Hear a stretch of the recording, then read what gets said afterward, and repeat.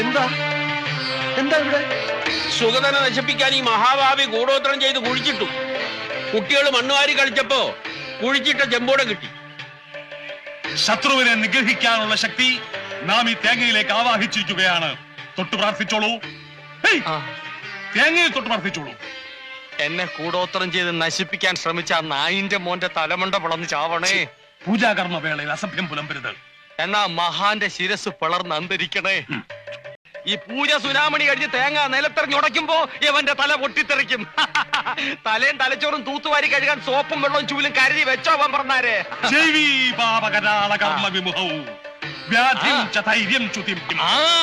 കൂടോത്രം ചെയ്തവൻ ഈ പരിപാടി കഴിയുമ്പോ വിവരം അറിയുമെന്നാണ് ചേർക്കോണ സ്വാമി പറയുന്നത്.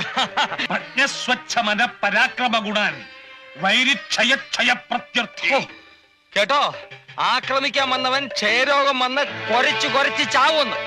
ഇപ്പൊ പറഞ്ഞോ ഏതവനാ ചെയ്തെന്ന്? സത്യം തുറന്നു പറഞ്ഞ് മുന്നോട്ട് വന്നാൽ മരണത്തിൽ നിന്ന് രക്ഷപ്പെടാം. എടാ, ചേർക്കോണം സ്വാമിയോട് വാശി വേണ്ട. നീ അങ്ങോട്ട് സമ്മതിച്ചേക്ക്. വെറുതെ ഭാര്യയും കുഞ്ഞുങ്ങളെ അനാഥരാക്കണേ എന്തിനാ? നിങ്ങൾ അങ്ങ് സമ്മതിച്ചേക്ക്. നീ സമ്മതിക്കണ്ടടാ. സമ്മതിച്ചാ നിന്റെ തല പൊട്ടിത്തെറിക്കുന്ന കാണാൻ എനിക്ക് പറ്റില്ല. ഭഗവാനെ, സൂര്യാദിഗ്രഹങ്ങൾ ബീജത്തിലും രാഹുകേതുക്കളാകുന്ന അനിഷ്ടഭാവനാഥന്മാരോടും കൂടി നിൽക്കുന്നതായിട്ടാണ് കാണുന്നത്. അതെ,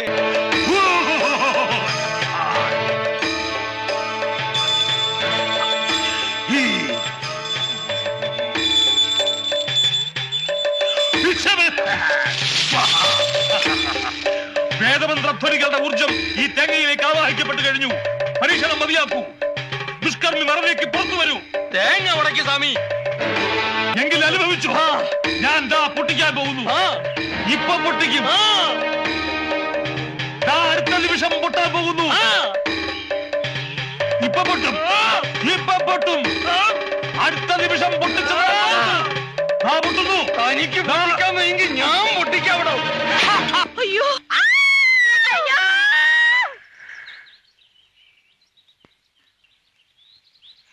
എല്ലാവരും ഒന്ന് നോക്കിയേ. എനിക്കിപ്പോ തലയുണ്ടോന്ന്. ആരുടെ തലയാണോ പൊട്ടിത്തെറിച്ച? തന്റെ അപ്പൂപ്പന്റെയോ? താരെന്തിനാണോ എന്റെ തേങ്ങ മേടിച്ചുടച്ചത്? Bloody fool. തേങ്ങ ആരോടച്ചാലാ? എന്നാ തനിക്ക് തേങ്ങ മേടിച്ച് മുടച്ച പോരായിരുന്നോ? എന്നെ എന്താണ് വിളിച്ചത്? നിർത്ത്. നിങ്ങൾ തമ്മിൽ തലതല്ലി പൊളിക്കണ്ട. ഞാനൊരു സത്യം പറയട്ടെടാ പട്ടി.